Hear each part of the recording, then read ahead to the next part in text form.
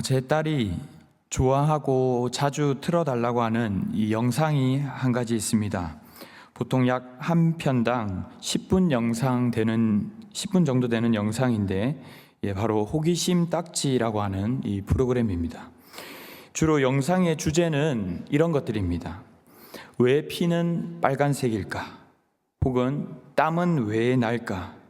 아니면 다리 찢기를 하면 왜 아플까? 이런 아이들이 궁금해할 법한, 그러나 물어보면 굉장히 피곤해지는 그런 주제들이죠.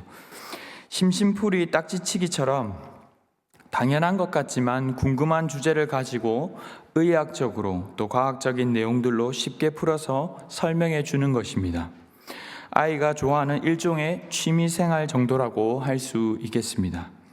그런데 비단 아이에게만이 아니라 요즘은 어른들도 부쩍 취미생활이 많아졌습니다.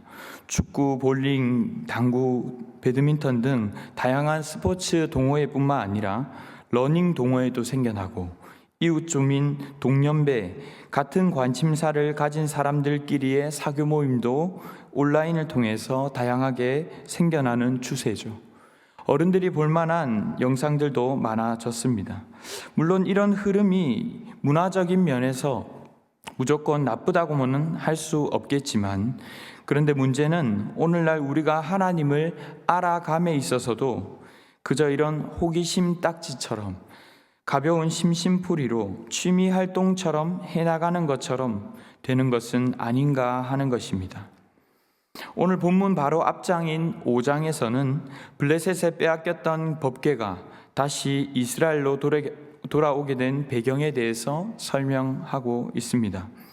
승리의 전리품 정도로 여기고 이 여호와의 법궤를 블레셋은 다곤 옆에 두었는데, 오히려 그 전리품인 줄 알았던 여호와의 궤가 심판주가 되셔서 무섭게 우상을 무너뜨리고 가는 곳마다 독한 종기를 일으켜서 방백들이 이 궤를 돌려보내자고 한 것입니다. 그렇게 블레셋에 궤가 있은 지가 7개월이나 지나서 6장 초반부에는 그들의 복술자와 제사장을 불러서 이제 어떻게 보낼 것인가 하는 의논을 하기 시작합니다. 결국 속건제를 드려야 한다며 자신들의 방백 수대로 금독종, 금쥐를 5씩 형상을 만들어서 여호와께 돌림으로써 자신들이 가졌던 착각과 교만을 무마시키려고 합니다. 6장 7절에 보시면 새 수레를 만들어서 멍에를 매지 않은 저진하는 암소 2마리의 수레를 메워서 돌려보내되, 이스라엘의 베세메스로 가면 재앙은 그들의 신 하나님이 내린 것이고 그게 아니면 우연히 생긴 일이라 하자, 이렇게 얘기합니다.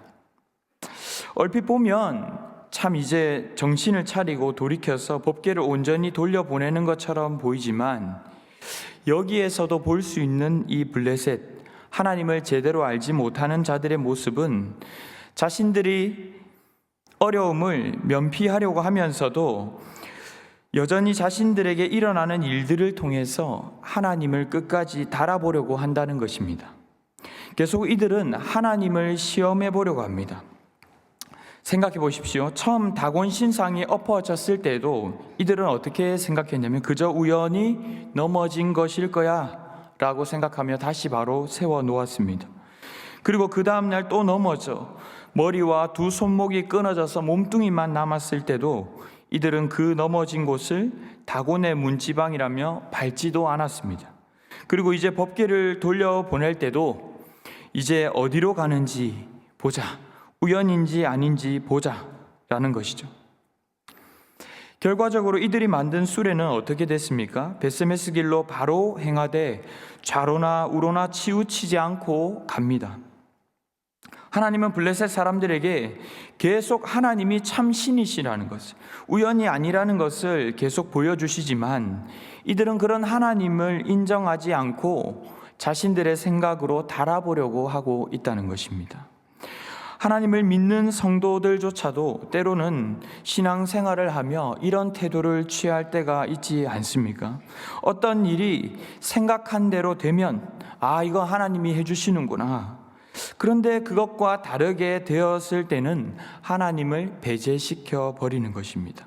그냥 운이 좋았던 거야. 혹은 그냥 운이 안 좋아서 그래.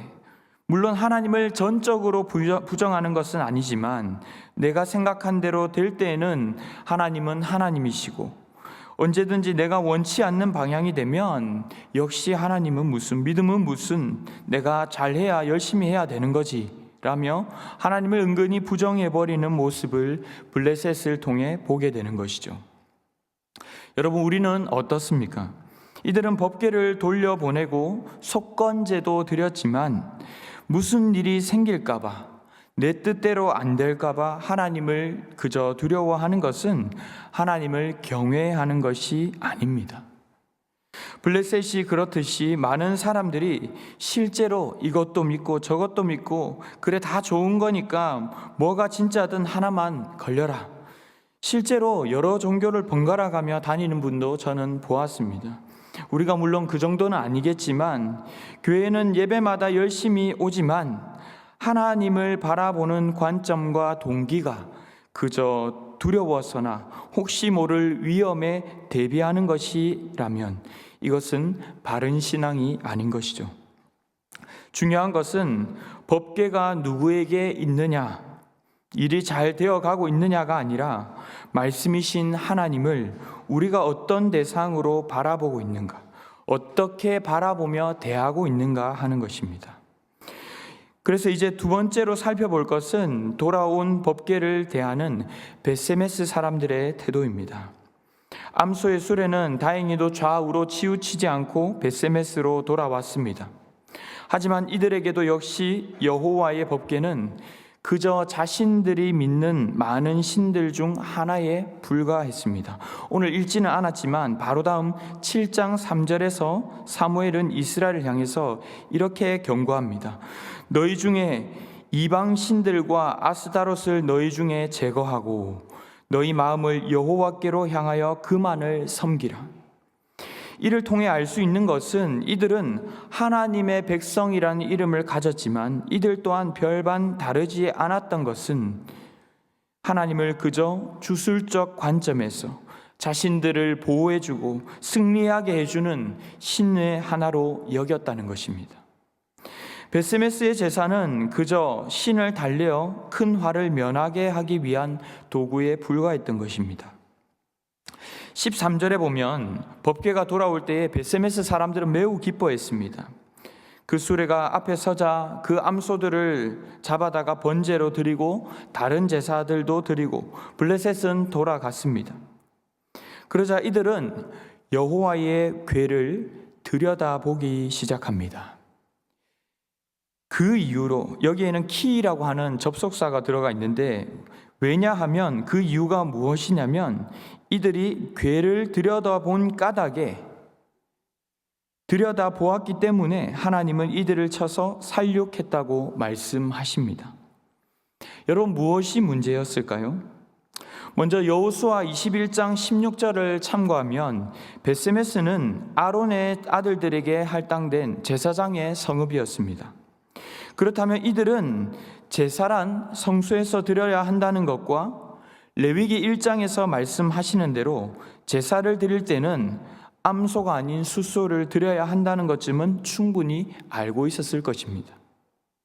민수기 4장 15절과 20절에 보면 모든 성물은 그것을 옮기는 고핫 자손들조차도 직접 만지게 되면 죽게 되고, 그리고 20절에 잠시 성소에 들어가서 보는 것만으로도 죽어야 했기에 신중하게 다루어야만 했습니다. 하지만 이들은 그저 자신들의 호기심으로 여호와의 성물과 법궤를 가볍게 대했던 것입니다. 이와 비슷한 사건으로는 사무엘하 6장 6절로 7절에 웃사가 제사장의 신부님에도 불구하고 언약궤를 만졌다가 죽음을 맞이하는 장면도 있었습니다. 이들이 기뻐한 이유를 정확히 기록하지는 않았지만 한 주석가는 이들이 블레셋에 빼앗긴 주도권이 다시 자신들에게 돌아왔다고 생각한 것이다 라고 말합니다. 어떤 연유에서였건 이들은 그저 법궤가 갑자기 찾아온 틈을 타서 단순한 호기심으로 그 속을 들여다본 것이죠. 이것은 마치 아담과 하와가 호기심으로 선악과를 먹었을 때와 유사하다고 말합니다. 어디까지나 자신을 위해서, 자신의 어떠한 것을 충족시키기 위해 그 안에 비밀스러운 힘이 있을까? 그것이 내 것이 될까 하며 먹었던 이 선악과와 비슷한 맥락이라는 것입니다. 주님은 우리가 하나님을 관찰해서 달아보고 판단하려 하기보다는 우리가 주님을 경외함으로 알고 순종하기를 원하십니다. 이것이 비슷해 보이지만 나를 위한 하나의 도구인 것처럼, 앞에서도 법궤만 가져오면 이길 거라는 잘못된 믿음을 깨뜨리셨던 것처럼, 하나님은 그저 맹목적으로 이스라엘 편에 서 있는 수호신이 아니라는 것입니다. 이스라엘 백성이라 할지라도 그분을 또다시 가볍게 생각하고 대한다면 화를 당할 수 있다는 것을 말씀하신 것이죠. 여러분, 우리는 어떻습니까? 우리가 성경을 만진다고 해서 큰일이 일어나는 것은 아니죠. 그런데 중요한 것은 누가 진짜 주인이냐 하는 것입니다. 하나님은 우리에게 어떤 분이시고 우리는 그분을 어떻게 생각하며 어떤 존재로 바라보고 있습니까? 오늘 말씀을 준비하면서 주신 마음은 그동안 저 자신도 너무 하나님을 사랑하고 섬긴다라고 했지만 그저 나의 편의를 위한 존재인 것처럼 가벼이 대할 때가 있지 않았는가 하는 것이었습니다. 마치 제 딸이 보고 싶다고 하지만 그냥 궁금한 겁니다. 그냥 보고 싶은 거예요. 호기심 딱지를 틀어달라고 하듯이 나의 궁금증을 채워주고 나를 지켜주고 나의 필요한 정보를 얻을 수 있을 정도로 여기는 것처럼 우리가 신앙생활을 여러 나열되어 있는 취미생활 중 하나인 것처럼 하고 있지는 않은가 하는 것이죠. 하나님은 우리에게 그 정도 취급을 받으셔야 하는 분이 아님을 오늘 분명히 말씀하십니다. 하나님은 우리의 전부이기를 넘어서 우리가 감히 다 알 수도 만질 수도 없는 분입니다. 하나님께서 이들 가운데 성막과 성물들을 주셔서 이들을 만나고자 하신 것은 오늘날 우리에게 말씀을 주셔서 그분을 알 수 있도록 계시하여 주신 것은 전적인 하나님의 은혜인 것이죠. 우리는 경외함으로 감사하며 두렵고 떨림으로 나아가야 합니다. 그런데 어느덧 세상이 편리해지고 여러 문화와 취미생활이 자리 잡으면서 마치 하나님을 쇼핑 리스트에 있는 구매 목록들 중 하나인 것처럼 여기는 태도가 오늘날 우리 한국교회 가운데 자리 잡게 된 것 같습니다. 온라인으로도 여러 영상들 중 하나님의 말씀을 너무나도 쉽게 들을 수 있기 때문에 예배를 갈망하려는 마음보다는 말씀 쇼핑을 하려고 하는 것입니다. 하나님이 정하신 방법을 떠나더라도 큰 문제만 안 생긴다면, 내 일신에 큰 일만 안 생긴다면 나 지금 이대로도 충분히 그냥 잘 할 수 있어 라고 믿어버리게 된 것이죠. 저도 종종 SNS와 온라인을 보지만 성경 말씀조차도 각양각색의 편리한 모습으로 해석되어서 마치 호기심 딱지처럼 자신들이 원하는 대로 내가 복을 받기 위한 부적 정도 되는 것처럼 여겨지는 것을 볼 때에 벳세메스의 비극은 오늘날 우리에게도 일어나고 있는 것은 아닌가 생각해 보게 됩니다. 사실 많은 이단들조차도 성경을 사용하여 자신들의 주장을 펼치지 않습니까? 성도 여러분, 홍수가 나면 물이 넘쳐나지만 결국 그 물에 빠져 죽습니다.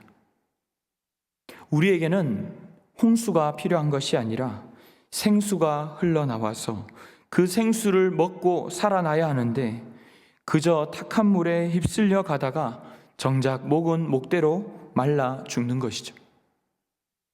오늘날 우리는 그 어느 때보다 말씀을 많이 쉽게 접할 수 있게 되었습니다. 하지만 아이러니하게도 말씀의 목말은 고갈과 위기의 시대를 살아가고 있죠. 저는 지금으로부터 약 한 12년 전쯤에 2012년에 신학대학원 입학을 했습니다.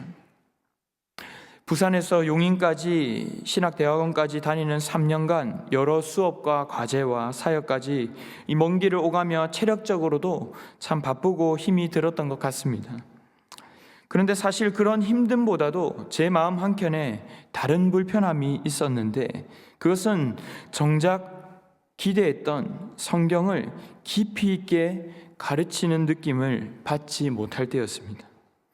나름 여러 가지로 다 필요한 부분들을 최선을 다해 커리큘럼을 짰겠지만, 이 바쁨에 비해서 저는 마치 안고 없는 찐빵처럼 이 부분이 가장 서글프게 다가왔습니다. 오늘날은 제가 다닌 신학대학원을 비롯하여서 많은 곳이 이제 지원자가 적어지고 또 미달이 되고, 함께 공부했던 이들도 조차도 많은 이들이 목회를 하지 않는 시대가 되었습니다. 그래서 많은 교회들마다 목회자가 부족하고, 목회자가 있어도 말씀을 연구하고 가르치고 전하기보다는 그저 다른 일들에 행사에 바쁜 것이 현실이 되어버렸죠. 제가 어릴 때 이 말씀을 설교를 들은 적이 있습니다. 제가 어릴 때 이 말씀을 들을 때는 단순히 신학을 배운 목회자가 아니면 함부로 성경을 해석하려 해서는 안 된다는 의미로 많이 설교되었던 것으로 기억합니다. 물론 하나님의 말씀은 사사로이 풀어야 할 것은 아니죠. 하지만 저도 신학을 공부하고 말씀을 연구하면서 이 말씀은 오히려 그런 의미라기보다는 목회자든 평신도든 단순한 심심풀이 호기심처럼 말씀이 그저 내 일의 편의의 도구인 것처럼 대하지 말고, 정말 존중하고 경외하고 사랑하되 두렵고 떨리는 마음으로 대하라는 의미로 다가오게 됩니다. 어디에 맛집이 생겼더라 하면, 어디에 뭐가 좀 재밌더라 하면 시간 되면, 기회 되면 한번 가봐야겠네 하는 정도가 아니란 말이죠. 여러분, 맛집도 문화도 처음에는 목을 매던 시절이 있었지 않습니까? 그런데 요즘은요, 가는 곳마다 다 맛있고요. 안 맛있는, 제 입맛만 그런지 모르겠지만 안 맛있는 집이 잘 없어요. 그리고 너무나도 할 게 넘쳐나죠. 그런데 신앙생활과 말씀마저도 그냥 기회 되면, 내가 필요하면 한번 보자, 그런 단순한 호기심이나 취미생활 정도가 되어버린 것 같습니다. 하지만 우리가 하나님을 알아가고 하나님의 말씀을 경청하여 순종하고 기도하며 주님께 우리 자신을 드리는 일에는 그렇게 되어서는 안 될 것 같습니다. 신앙생활이 그저 호기심 정도로 할 수 있는 취미생활 중 하나로 여겨져서는 정말로 안 될 것 같습니다. 올해 처음 제자훈련을 섬기게 되면서 제자훈련이 저에게도 처음이었습니다. 도대체 뭘까 하는 생각을 했었습니다. 훈련자지만 저도 잘 몰랐고 솔직히 호기심 반 기대 반으로 시작했습니다. 그런데 종강을 이제 앞두고 있는 지금은 뭔지 이제 조금은 알 것 같습니다. 지난 주일에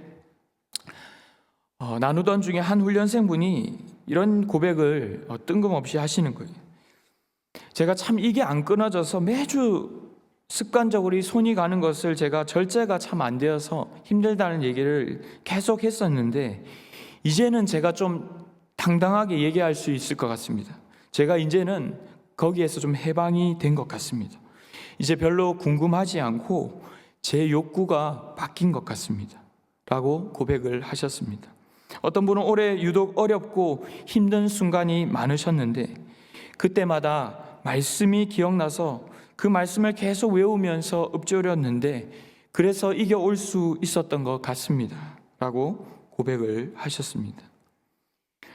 결국 말씀과 기도의 사람으로 무장되어 가는 것, 물론 앞으로도 가야 할 길이 구말리겠지만 조금씩 주님이 원하시는 모습으로 살아가도록 사람이 아닌 하나님의 말씀이, 기도가 변화시켜 가는 것임을 알게 되었습니다. 여러분, 말씀을 맺으려 합니다. 우리는 하나님을 어떤 마음으로, 자세로 섬기고 있습니까? 이것은 잘 드러나지 않습니다. 왜냐하면 계속 하던 것들은 하고 있기 때문이죠. 그런데 혹 그저 취미생활처럼, 문화생활인 것처럼 뭔가 큰일 날 것 같고 허전하니까 하나님을 달아보며 대하고 있지는 않습니까? 그분만을 온전히 신뢰하되 경외함으로 나아갈 수 있기를 바랍니다. 우리가 힘써 여호와를 알되 말씀을 가까이 하지만 우리 마음 가운데 두렵고 떨림을 잃어버리지 않았으면 좋겠습니다. 내 안에 그저 말씀을 담으려 하기보다 말씀 안에 내가 담기려는 마음으로 말씀을 대할 수 있기를 바랍니다. 그래서 내 문제를 해결받는 것을 넘어서 우리 자신이 온전히 하나님께 항복하게 해달라고, 주님의 뜻이 나의 뜻보다 더 우선이 되게 해달라며 구하며 기도하는 참 제자가 될 수 있기를 바랍니다. 아울러서 한국교회와 말씀을 전하는 목회자들을 위해서도 이 시간 온전한 말씀을 선포하게 해달라고, 말씀을 그저 도구로 대하지 아니하고 경외하는 자들로 세워질 수 있도록 기도해 주시기를 바랍니다. 이 시간 오늘 주신 말씀을 기억하면서 우리가 한번 찬양하기를 원합니다.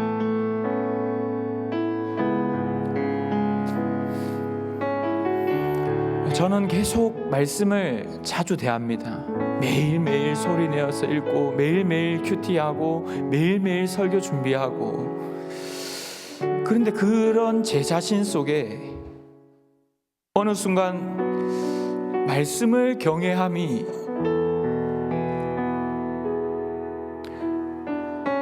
사라진 것 같아요. 마치 내가 하는 어떤 일의 도구인 것처럼 바라보고 있는 제 자신을 보았을 때, 그때가 목회자로서 가장 비참한 순간인 것 같습니다.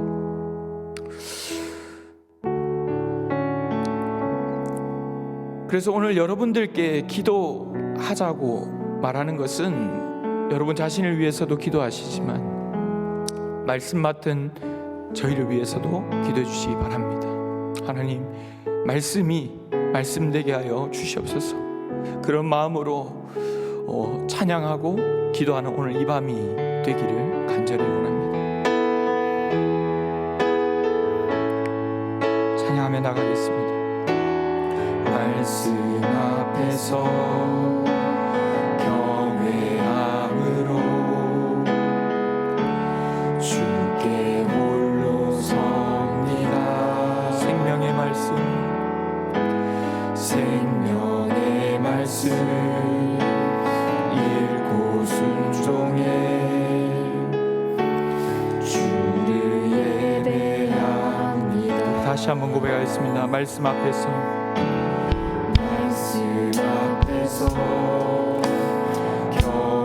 경외함으로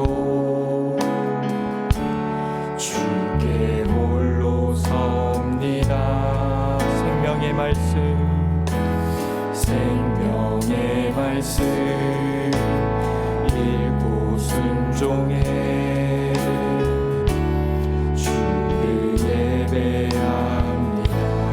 기록된 말씀, 기록된 말씀 힘이 있어서 진리로 우리 거룩해 하며 거룩한 말씀 세세 영원히 복음이 되어 말씀하시네.